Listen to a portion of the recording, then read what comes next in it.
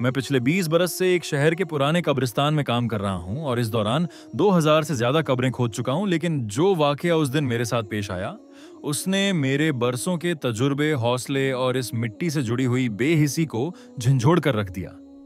क्योंकि वो जनाजा जो उस दिन मेरे हाथों दफन हुआ, वो कोई आम जनाजा नहीं था, बल्कि जिंदगी और मौत के दरमियान किसी न किसी साजिश का शिकार एक खामोश चीख थी। वो दिन गर्मी से तप रहा था। सूरज ऐसा महसूस हो रहा था जैसे किसी पुराने हिसाब किताब का बदला लेने पर तुला हो। मैं कब्रिस्तान के पुराने घोषे में एक कब्र तैयार कर रहा था। मिट्टी सख्त थी, लेकिन मैं इससे ज्यादा सख्त हो चुका था। दोपहर के करीब एक सफेद गाड़ी अंदर दाखिल हुई, जिसमें से 4 अफराद बाहर आए। सबके सब सफेद कपड़े पहने हुए थे और उनके साथ एक खामोश सा जनाजा था। न कोई औरत, न कोई रोने वाली आवाज, न तिलावत, न मातमी माहौल। जैसे जनाजा नहीं, कोई बोझ उतारा जा रहा हो। मुझे अजीब सा एहसास हुआ। उनमें से एक मेरे करीब आया और कहा, तुम बस कब्र खोदो, जनाजे के करीब मत आना, हम खुद दफन करेंगे। ये कहकर उन्होंने मुझे एक तरफ किया और तदफीन की तैयारी करने लगे। मैं सोचता रहा कि आखिर ऐसा क्या राज है इस जनाजे में जो ये लोग किसी को पास नहीं आने दे रहे।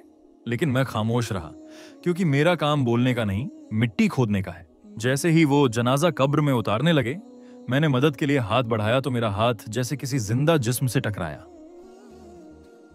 जिस्म की हरारत, नरमी और हल्की सी जुम्बिश ने मेरी रूह को हिलाकर रख दिया, लेकिन मैंने खुद पर काबू रखा और चुपचाप पीछे हट गया।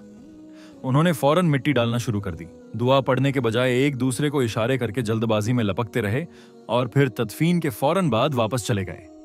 मैं कब्र के पास खड़ा हर लम्हा सोचता रहा कि जो कुछ मैंने महसूस किया, क्या वो मेरा वहम था या हकीकत। दिल बेकरार हो गया और जमीर ने एक लम्हा भी खामोश रहने ना दिया। जैसे ही वो लोग गए, मैंने बेलचा उठाया और दोबारा कब्र खोदने लगा। मिट्टी अभी नर्म थी, ज्यादा वक्त नहीं लगा, और जब मैंने कफन हटाया तो मेरी आंखें हैरत से फटी की फटी रह गईं। वो औरत जिंदा थी। उसकी सांसें चल रही थीं, धड़कन मौजूद थी, नब्ज धीमी मगर कायम थी। चेहरे पर होश नहीं था, मगर वो मौत से लड़ रही थी। मैंने फौरन उसे बाहर निकाला और अपने कब्रिस्तान के कोने में बनी झोंपड़ी में ले गया, जहां मैं रहता हूं।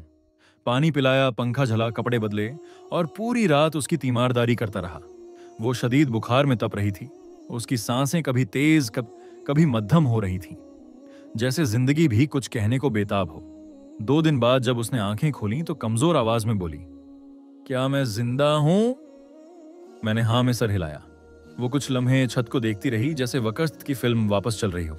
फिर धीरे धीरे बोली, उन्होंने मुझे दफन कर दिया था। मैंने सच्चाई छुपाई नहीं, सब बता दिया। उसके आंसू बह निकले और वो कहने लगी, मैं एक दीनी इदारे में पढ़ाती थी। मेरे वालिदैन का इंतकाल हो चुका है और मेरे चचाजाद, जिनकी नजर मेरी विरासत पर थी, उन्होंने पहले मेरे दस्तखत से कुछ कागजात हड़पने की कोशिश की। जब मैंने इनकार किया तो एक दिन मुझे चुपके से बेहोशी की दवा दे दी। मेरी सांसें मध्यम होते ही ऐलान कर दिया कि मैं फौत हो चुकी हूं। ना किसी अस्पताल ले गए, ना पोस्टमार्टम कराया, बस इसी कब्रिस्तान के एक कोने में ले आए ताकि किसी को शक ना हो। मैं ये सब सुनकर कांप गया। मुझे समझ नहीं आ रहा था कि कोई इंसान किसी और की सांसें छीनने पर कैसे तुल सकता है।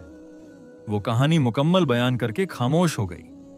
मैंने उसे कुछ दिन और अपनी झोंपड़ी में रखा, फिर अपने एक जानने वाले सहाफी से राब्ता किया, उसे पूरी तफसील बताई। वो शख्स फौरन हरकत में आया, सबूत जमा किए, कब्र के पास तस्वीर ली, उस औरत के जिस्म पर मौजूद निशानात का रिकॉर्ड लिया और फिर मीडिया पर यह खबर ब्रेक कर दी। जैसे ही खबर चली, पूरे शहर में हलचल मच गई। पुलिस हरकत में आई, तफ्तीश हुई और जल्द ही उसके रिश्तेदार और वो झूठा मौलवी गिरफ्तार कर लिए गए।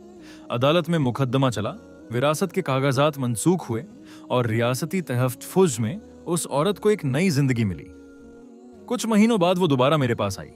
उसके हाथ में फूलों का गुलदस्ता था और आंखों में आंसू। वो कब्र नंबर 2001 के पास आकर देर तक खड़ी रही। फिर मेरे पास आकर बोली, अगर आप ना होते तो मेरी चीखें मिट्टी में दफन हो चुकी होती। और मैं खामोश होकर आसमान की तरफ देखने लगा, क्योंकि उस दिन मुझे समझ आया कि कभी कभी मौत इंसान को नहीं दफनाती, बल्कि इंसान मौत को धोखा दे देता है। अब जब भी मैं कब्र नंबर 2001 के पास से गुजरता हूं तो रुककर फातिहा पढ़ता हूं और दिल में कहता हूं, हर जनाजा मुर्दा नहीं होता। कभी कभी जिंदगी खुद को दफन होते हुए देखती है और इंतजार करती है, किसी रशीद, किसी गवाह, किसी ज़मीर के जागने का।